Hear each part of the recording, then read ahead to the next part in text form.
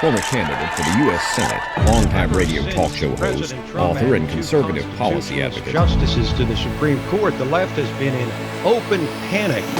Liberty Nation with Tim Donner. Donald Trump, the left calls him white supremacist, neo-Nazi revivalist, the scourge of the nation. Is this all the left has got? Is this a winning strategy?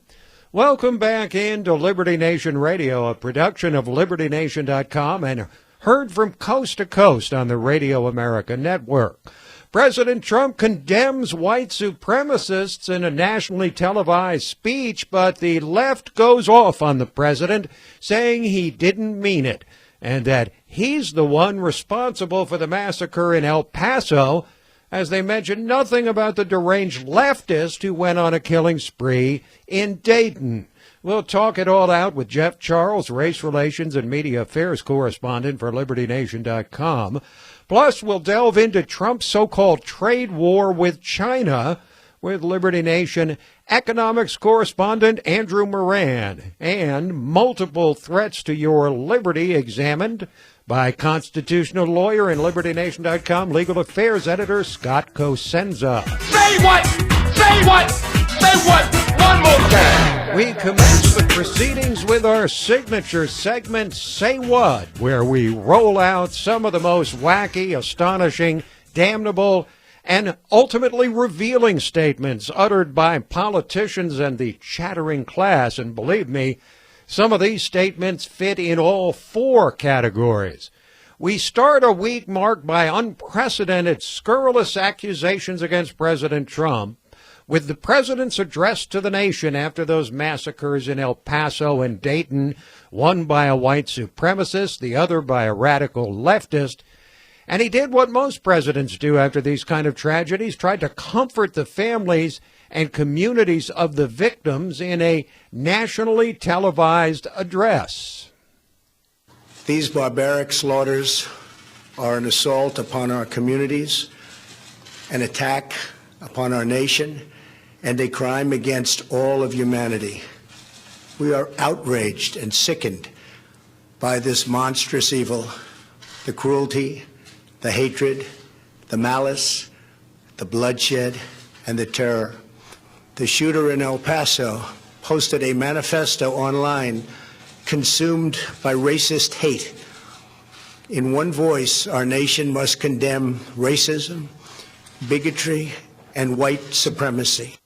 So Trump went on to visit both El Paso and Dayton, but even he could hardly have expected the widespread violent reaction on the left to his own condemnation of white supremacy. Start with the incredible shrinking presidential candidate Beto, don't call me Robert Francis O'Rourke, who took full advantage of one of those atrocities occurring in the district he used to represent to try and generate a viral moment for himself. We have a president right now who traffics in this hatred, who incites this violence, who calls asylum seekers animals and an infestation. You may call a cockroach an infestation. You may use that word in the Third Reich to describe those who are undesirable, who must be put down because they are subhuman, with this beautiful country that decided 243 years ago that we would not define ourselves by race or ethnicity. The Third Reich. He actually said that. There it is, the Nazi flag being raised by the left again. But did you hear the end? We will not be defined by race and ethnicity, when in fact that's all Democrats seem to care about these days, race and ethnicity.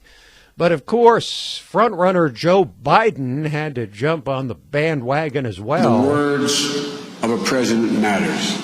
They can encourage us to appeal to our better angels, to our better nature, but they can also unleash the deepest, darkest forces in this nation. And that's what I believe Donald Trump has chosen to do. He called a major American center, city, a disgusting, rat-infected rodent mess, as though the vibrant, diverse community around Baltimore somehow was less than human. He basked in the chants of "send her back." The shooter in El Paso declaring, quote, "This attack is a response to Hispanic invasion of Texas." Is both clear language and in code. This president has fanned the flames of white supremacy in this nation. Well, see, he couldn't even spit out his insults properly. You heard him talk about code. Well, the left was full of demented, paranoid takes on Donald Trump and his supposedly coded language. Listen to Malcolm Nance on MSNBC. This country has had several of these mass incidents, but I think we're overdue for a real massacre of a political nature. These people feel that they are the foot soldiers and executors of what the disenfranchisement that the white race is feeling, and Donald Trump is giving them subliminal orders in their head. Joe Biden code. Malcolm Nance, subliminal orders from the president. But you ain't heard nothing yet. On MSNBC, an actual mainstream media channel on cable TV, former FBI official Frank Figliuzzi imagined a thoroughly paranoid conspiracy theory. The president said that we will fly our flags at half-mast until August 8th. That's 8-8. The numbers 8-8 are very significant in neo-Nazi and white supremacy movement. Why? Because the letter H is the 8th letter of the alphabet, and to them, the numbers 8-8 together stand for Heil Hitler. So we're going to be raising the flag back up at dusk on 8-8. I don't even know what to say. But if you ever needed proof that the left has become dangerously unstable, there you have it. But this is what the left is saying. How about what they're doing? Well, Congressman Joaquin Castro of Texas, brother of presidential candidate and former HUD Secretary for Obama, Julian Castro, decided to send out a tweet with a list of names and businesses of several Trump supporters in his own district, the district he represents. It's called doxing, and it led to even Willie Geist of hard left MSNBC questioning Castro's tactics. But Congressman, as you look at this list, I know you said you didn't put their addresses out there. It's easy to find them. These people undoubtedly are already being harassed online or perhaps face-to-face in some cases. What do you say to those people this morning who said, I made a campaign donation and now I'm going to be harassed? I'm going to have people protesting outside my business or perhaps even my home. Do you want them to repent for their support for Donald Trump, or what do you want from them? Well, the first thing is that I don't want anybody harassed or targeted. But they will be, because you put their names in public. Look, that was not my intention. But that's what will happen. These things are public. No, what I would like for them to do is think twice about supporting a guy who is fueling hate in this country. Right. So a member of the United States Congress is openly intimidating his political opponents by publicly shaming their entirely legitimate political contributions. This is what it's come to, as the left defies the notion that they had already reached rock bottom. But wait, that's not all. The New York Times, the gray leftist lady, ran a headline about Trump's nationally televised speech. Trump urges unity versus racism, but the left, in the person of vacuous presidential candidates like Beto O'Rourke and the most vacuous of them all, Kirsten Gillibrand, immediately blasted the Times. So the former paper of record decided to relent and switch the headline to assailing hate, but not guns.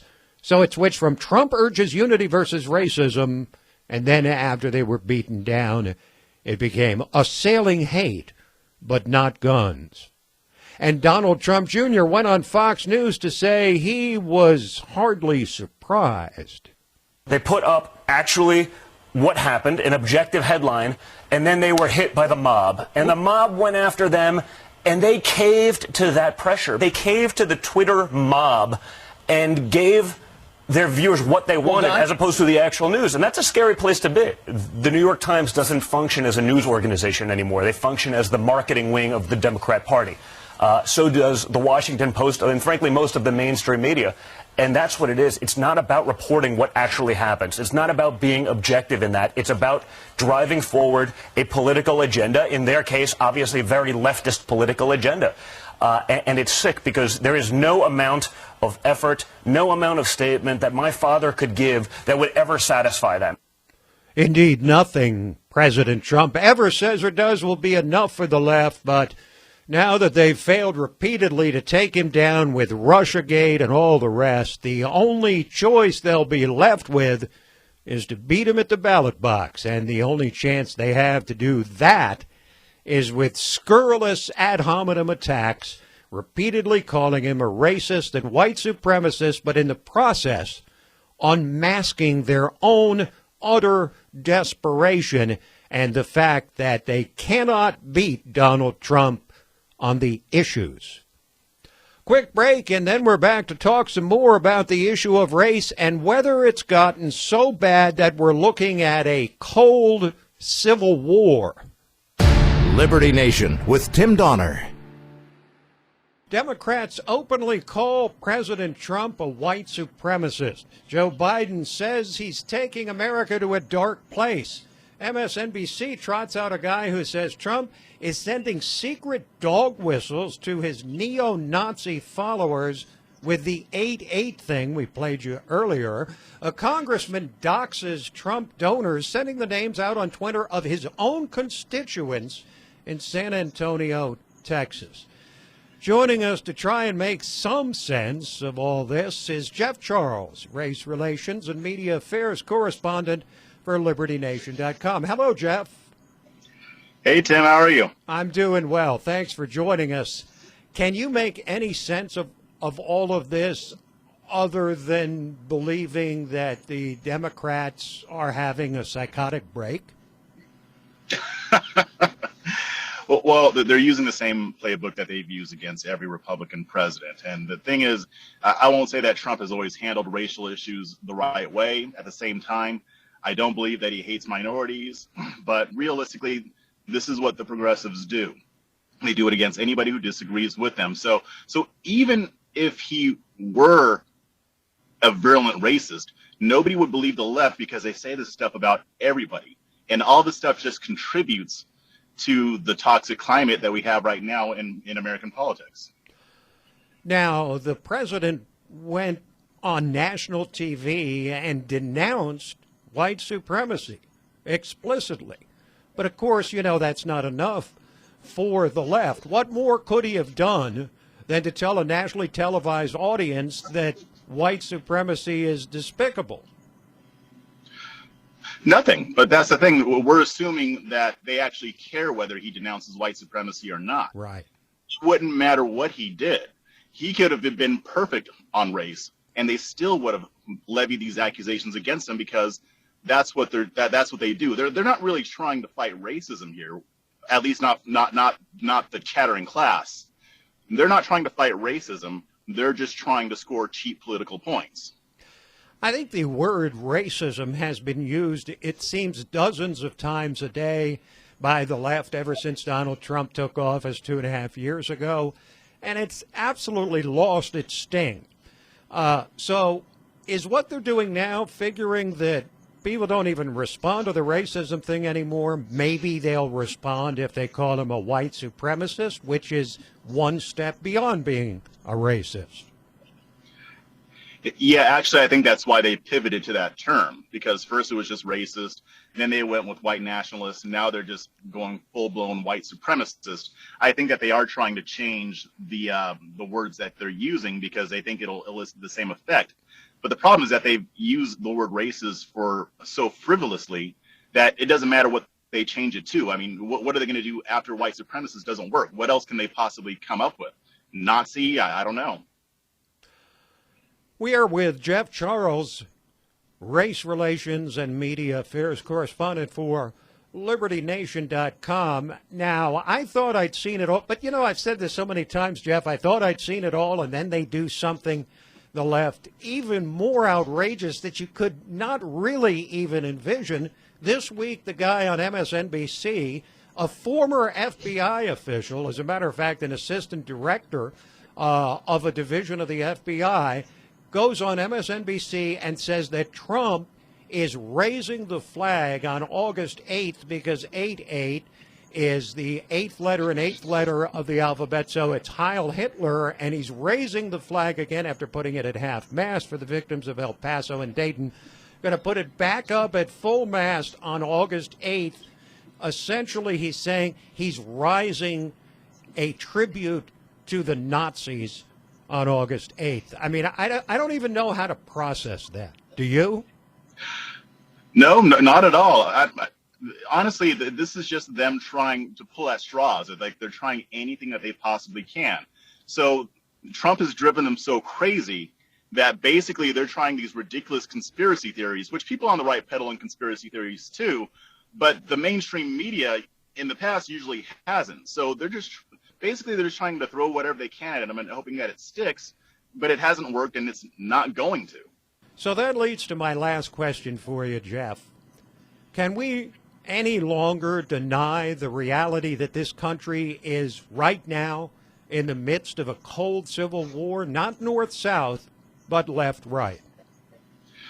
No, we can't deny it anymore. It's been going on for a while, and I don't really see an end to it anytime soon. Like I said, I'm not sure if this will end until people get hurt. I mean, and it's a scary thought. Nobody wants to see that happen, but you do have people on both the left and the right.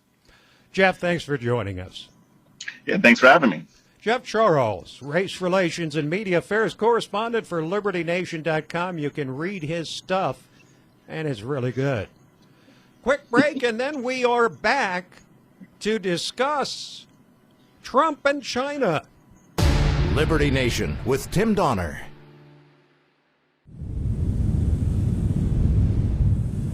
Where can you find honest political commentary?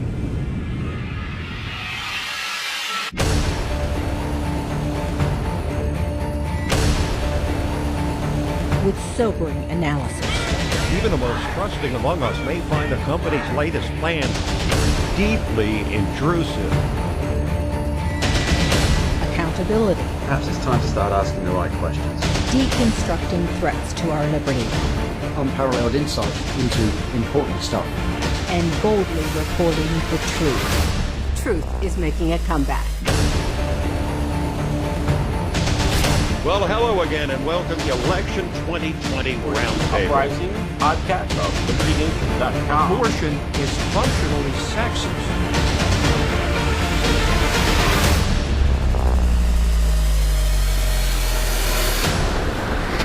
From my cold, dead hand.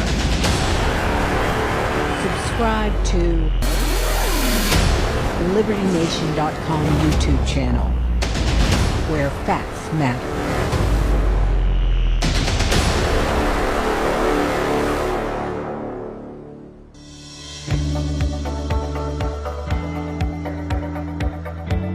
Click on youtube.com/LibertyNation. Well, President Donald Trump has been accused of playing grand 4D chess. Lately, you have to wonder if the billionaire real estate mogul is not only competing in a chess match against the world, but also playing backgammon, checkers, Risk, and hungry hippos blindfolded, arms tied behind his back, and underwater without an oxygen tank.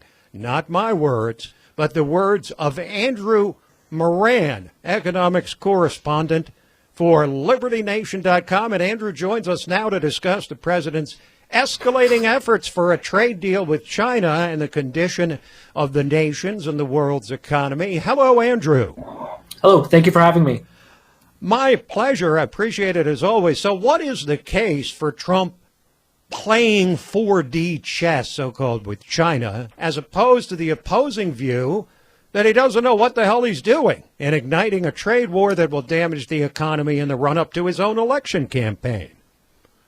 Well, mind you, this is just a hypothesis because nobody knows what's going on in President Trump's mind.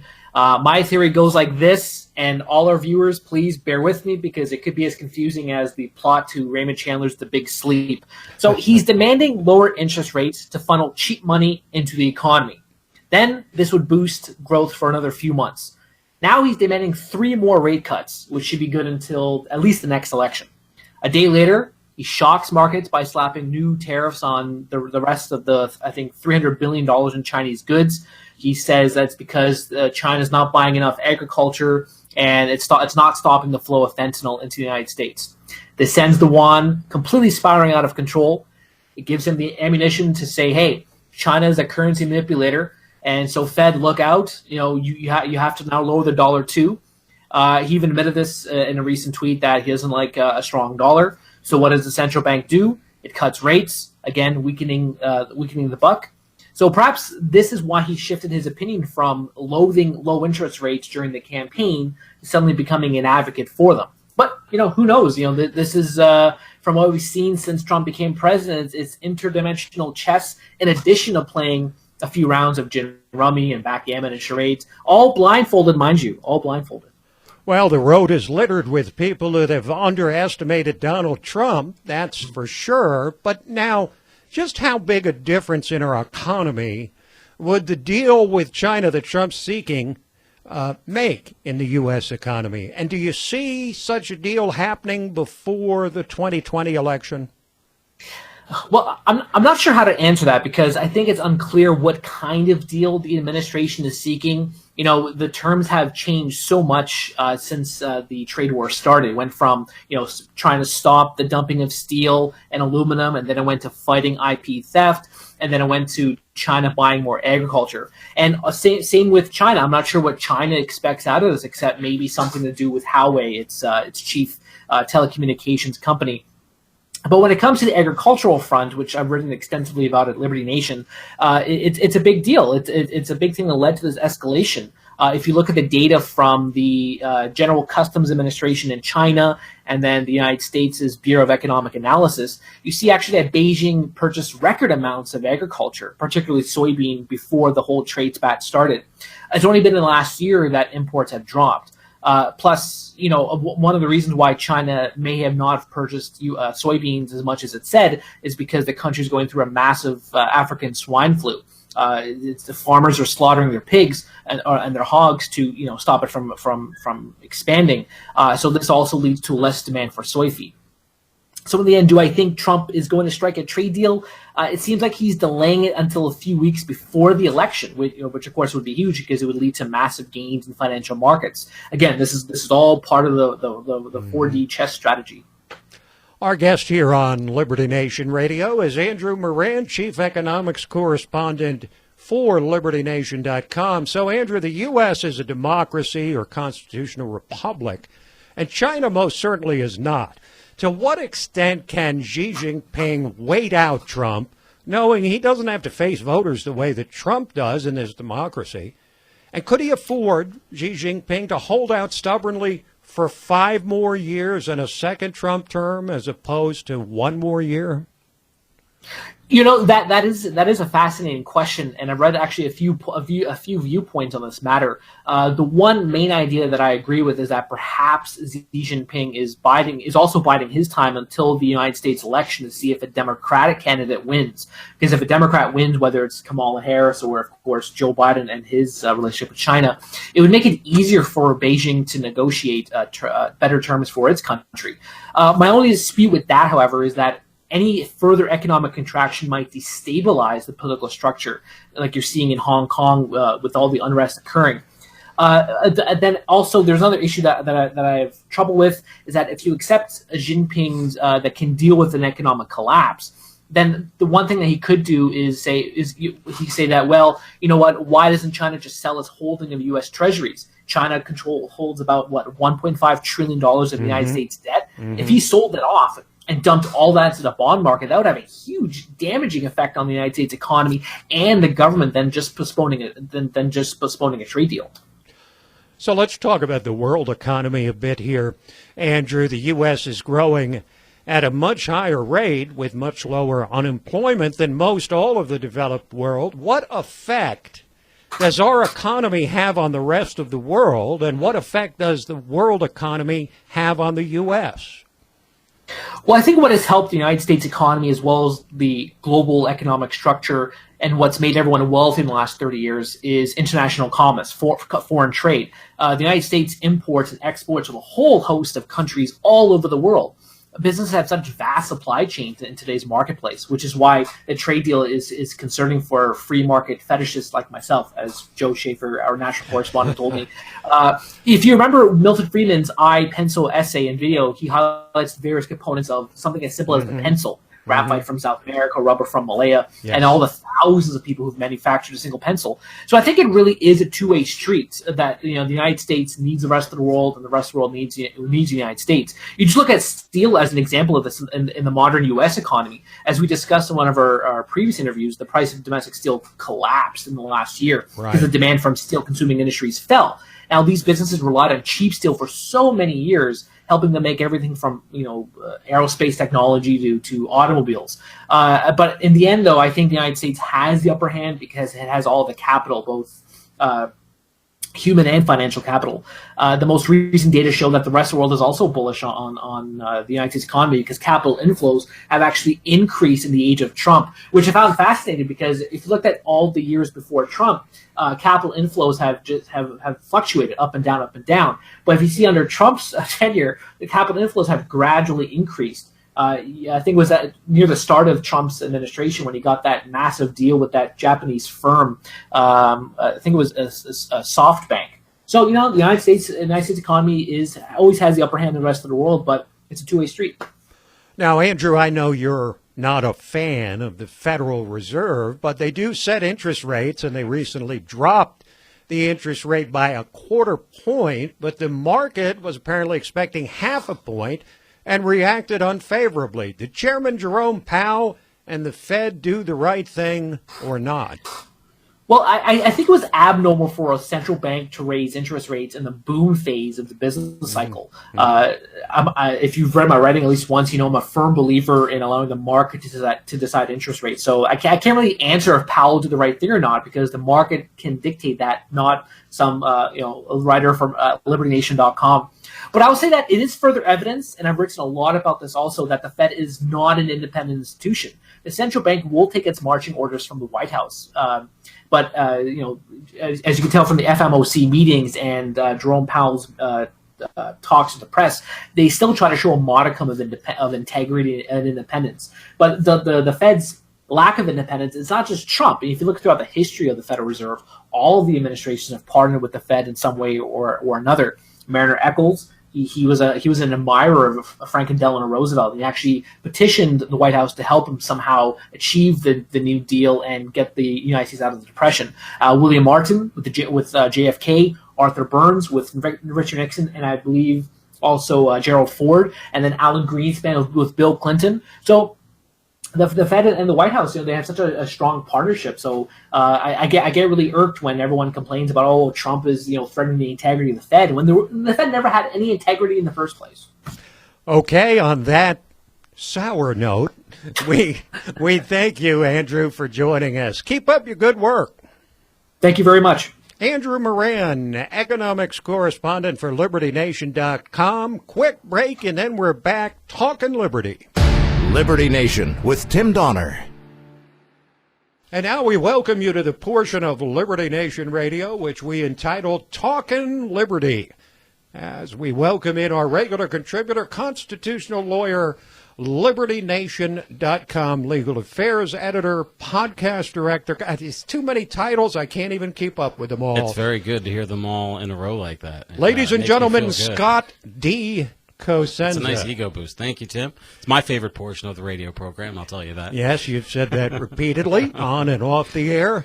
Now, we talked about it earlier in the program, but mostly from a political standpoint, the unbelievable spectacle of a member of the U.S. House of Representatives doxing donors to Donald Trump, donors in his own district, people that he's supposed to be representing, and instead he's trying to publicly shame them. it's Joaquin Castro, who we're talking about, Democrat from Texas, and we have this law that requires political donors to federal campaigns to be revealed so that we can see if who's buying the representation. Right. Not so that the real power brokers, the representatives themselves, can use that as a stick, to beat people with. And that's what we have here. And this is, I think, one of the things that we always have to remember when people say that political contributions should be immediately disclosed with the technology. Well, here's one of the reasons why you don't want them to be disclosed. There was a situation, Tim, where the famous sheriff from Maricopa County, Arizona, Joe Arpaio, was using campaign records to target his political enemies as well. It's all a great reason why we should just let people donate anonymously and let the speech itself sort itself out. But I think that, to say that I'm outraged, to say that I'm speechless, I'm gobsmacked that a sitting member of Congress would, what does he expect to have happen to these people? If not violence, then what? Well, we're in a climate, Scott, where a guy can go on a major network like MSNBC and declare that Donald Trump was sending out secret neo-Nazi signals for August 8th hoisting the flag to his neo-Nazi followers. Scott, I think these people have gone completely off the deep end. I said this to Jeff Charles earlier in the show. I think they've had a psychotic break. I almost surely I will give a wrong diagnosis if I wander into actual professional medical diagnosis. True so enough. I'll leave that aside. I will say, though, that it's one thing to say unhinged things about Donald Trump, even if they're lies. Maybe that's just par for the course in American politics. But it's another thing to put out information that it seems to, I think, the non-engaged reader, right, the person who's not on a team necessarily, that this is some kind of a marching order against these people, issued by their congressman, to go ahead because of their political speech and do something to those people. Is it something legal? No wonder you get the sense from Mr.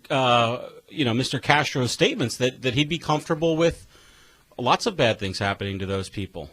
Well, no wonder Joaquin Castro and his brother Julian are such fans of Venezuela. Yeah, that's the kind of thing that goes on there. Now, Donald Trump and Lindsey Graham, in responding to these twin tragedies in El Paso by a white supremacist, in Dayton by a deranged leftist, and it's important to point that out because it's all been El Paso all the time, white supremacy all the time. The guy that perpetrated the attack in Dayton was a crazed leftist and a big fan of Elizabeth Warren, but you don't hear people saying much about that. But in response to this tragedy, Donald Trump and Lindsey Graham over in the Senate are, in your words, caving to gun grabbers. How? Well, they've expressed open support now for red flag laws, the legislation that we haven't actually seen the legislation, Tim. I wrote a piece on this for LibertyNation.com this week. There was an announcement about legislation that's going to be offered. So that's what we have to go on. That Graham says that he's moving forward with it, with Trump support, that will basically give money to states for helping them enact these red flag laws. What the laws essentially do is they remove due process rights from Americans when it comes to retaining their Second Amendment rights. It's as simple as that. Right now, all the rights that you and I have as free persons who aren't convicted of any crime, in order for the state to take away those rights, they have to use a due process to do so, or we're represented by counsel, we have a chance to fight for them, criminal proceeding or a civil commitment proceeding.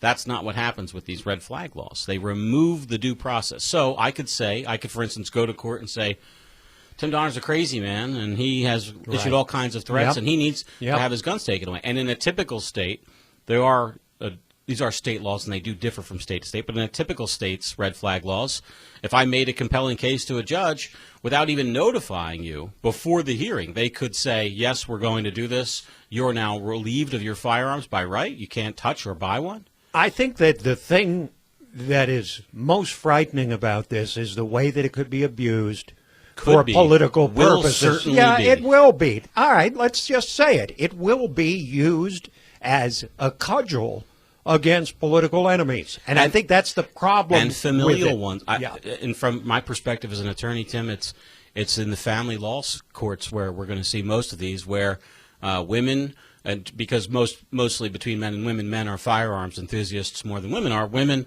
will use this as a weapon against men in custody and support proceedings. And that, I'm sure there will be some actual genuine uses of this law, and to the extent that stops a mass shooting, that's good. But it's not okay to do so at the expense of our precious rights. I think it's a shame that we've come to a point in the process where we have to, where we can say, as we just did, that there's a certainty that a law like this intended for good is going to be abused. And that's a problem with all government programs. If only the people that qualified for aid to families with dependent children and other welfare programs, only the people that really needed them, the people that really couldn't help themselves, were using it. Right. If it was only them, we wouldn't object to the program. It's the opposite that's true, which is that, we have later on down in our list, if we get a chance to get to it, the story about the FBI Officers Association basically arguing for the passage of a new domestic terrorism bill. Well, we had a new domestic federal criminal bill passed after September 11th, and over 80% of the warrants that are issued under those special warrants that we needed for terrorism are for drugs. We know already. In other words, it's not that down the line the abuse is going to happen, or maybe there'll be waste, fraud, and abuse. The majority of it's going to be waste, fraud, and abuse. And the majority of these red flag laws, I think it's fair to say, will not be used to stop any kind of mass shooter, but instead frustrate the rights of ordinary Americans. Who gets to really define what a domestic terrorist is? Who creates that definition? It's just quite silly. It's a power grab. In the face of crisis, it's a great time to grab power. If you will benefit from gaining power, now is a great time to grasp for it, because people are more willing to give away their liberty in the threat of this uncertainty than they normally would be. All right, the Wisconsin governor has been sued for violating the First Amendment rights and blacklisting the right-wing press. Yes, Tim, this is about the John J. MacIver Institute for Public Policy. It's basically a free market Wisconsin public policy organization that does journalism as well, and they can't get on the lists for the announcements, for the meetings, for when they are, and when they find out about them secondhand or thirdhand, as they did in this case, they couldn't get in the door because they weren't on an RSVP list. Thank you, Scott. Thanks, Tim. This program, Liberty Nation Radio and LibertyNation.com's own podcasts, The Uprising, hosted by Scott, with occasional appearances from yours truly. Well, maybe more than occasional. Plus, The Rabbit Hole, Politics and Prose, where past is prologue, with Mark Angelides. All of them available on demand at LibertyNation.com and from fine podcast providers everywhere. So that is it for this week. But we'll be back at you next week, same time, same station.